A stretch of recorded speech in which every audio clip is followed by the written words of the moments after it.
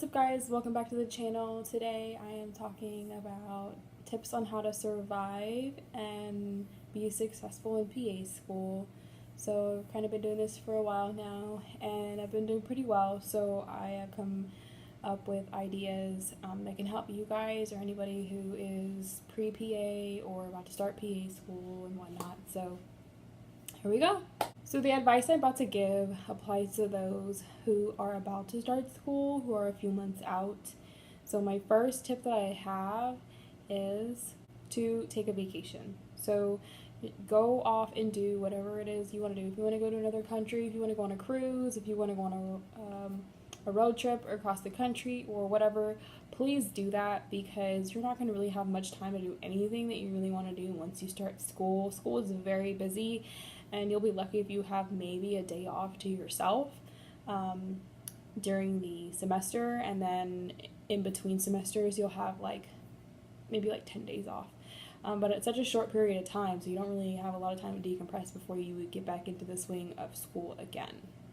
My second tip is to brush up on your reading. Don't go off and start studying medical books or anything like that. You really don't need to. PA school is going to teach you everything that you need to know to succeed. But I do recommend, if you enjoy reading books in general, find a book that you enjoy and read, because you're going to want to get used to reading, because that's all you're going to be doing in school. You're going to be reading books, you're going to be reading PowerPoints, you're always going to be reading, and your vision will take a dive on you after several months, because mine finally has after 10 months of school. My third tip before school is to try and find a study schedule that works best for you. And you may not figure that out until you're actually already beginning the semester, which is totally fine. I'm pretty sure you probably don't really take tests until 2 or 3 weeks in the semester, because that's how it is for us. So you have a little bit of time to figure out whether you're a morning studier or a late night evening studier and whatnot. For me personally, I am a night owl. I rather study at night. I rather wake up right before I have to, because I don't like waking up early. And and then I'll do it all over again and study at night and go to sleep. I get 5-ish hours of sleep this semester, and then I will go to school, come home, maybe take a nap, and study 5-6 hours, and just it'll be on cycle until Friday evening comes around, when I actually do what I want to do. So the next things that I'm going to talk about apply to when you are in school. So break out your schedule and see what your next few tests are going to be. And I really recommend that you study for the next 2 at minimum, but about the next 3 upcoming tests. So we have a lot of people who are crammers and they like to study from test to test because it's easier for them, and it's less stressful, which is totally fine. If that's how you operate, then that's cool. But if you can study a couple of subjects at a time, you're going to be at an advantage, because you're already more well familiar with the knowledge. And then that kind of ties into my next tip. The more you familiarize yourself with the information, and the more exposure you have, and the more times you read it, the more times you're going to recall it, and when you see it on a test, you're going to easily be able to answer the correct answer. It's all about continuous exposure. And I think that's why I've been able to do so well, because I will start studying for a test a week out, and then I usually end up doing really well, because I've seen it so many times. I've seen that syndrome, I've seen that issue so many times that I can easily pick it out on a test question. The next tip that I have is to not procrastinate.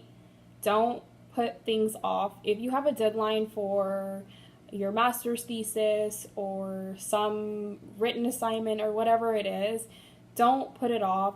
Just try and spend a little bit of time on it every day, or just figure out how many days and how many minutes or hours you need to spend on that assignment to make sure it's fully complete before the due date, because life happens, things happen, we get sick, family members get sick, drama, stress happens, so it's best to be on the safe side and to make sure you're working on it as that deadline approaches, rather than waiting last minute. My favorite tip is to work really hard in the beginning of the semester. If you can work really hard, bust your butt, get good grades that you need to get, then you can kind of relax somewhere end of semester. Or let's say you don't end up doing well in so well in one class, but all the other classes you've killed, then you have less stress when it comes to toward the end of the semester and you need to make a certain grade to pass that one course that you haven't been doing well in. You're not going to have to worry about all the other courses that you did well in. So it's like a stress reliever, and yeah. And it gives you a buffer too to like slack off if you're feeling like it, because school gets tiring, so we all understand. Or if you get sick, or it's the end of the semester and then you're like, that's when you're really slacking, then totally fine. Like, your grades can afford it as long as you put in that effort in the beginning of the semester to do well. And my very, very last tip is to have fun in PA school. It's not that bad. Yes, it's stressful. You're learning concepts that you've never heard of before in your entire life. So it's challenging, but it's really doable. And if I can get through it, you guys can get through it. Trust me. But it's exciting. You learn so much, and you like start practicing physical exams, and then once you graduate, or if your program is built different, like you start seeing patients, and it's really cool. It's a great experience, and you meet people who have the same goals as you, and they could potentially be lifelong friends. So have fun along the journey. I personally probably try and wish it away every day because I'm stressed, but when I like look back, I'm like, no, it wasn't that bad. Like, chill, it's okay. Like, you're already more than halfway done. And like, I definitely have memories that I'll take with me. So yeah, don't rush, and enjoy and learn as much as you possibly can, because in a short few months you'll be seeing patients too once you graduate. So like, totally mind-blowing, right? But that's all I have for you guys. I am trying to upload videos, but it's hard because of my schedule. So I appreciate you guys still subscribing and watching my stuff. So if you like this video, don't forget to give it a thumbs up. I probably won't really be doing any fancy editing to this because I don't have any time, so I won't be like creating titles for tips, tip number 1, and etc. So thank you for watching this whole video, and I will see you guys next time.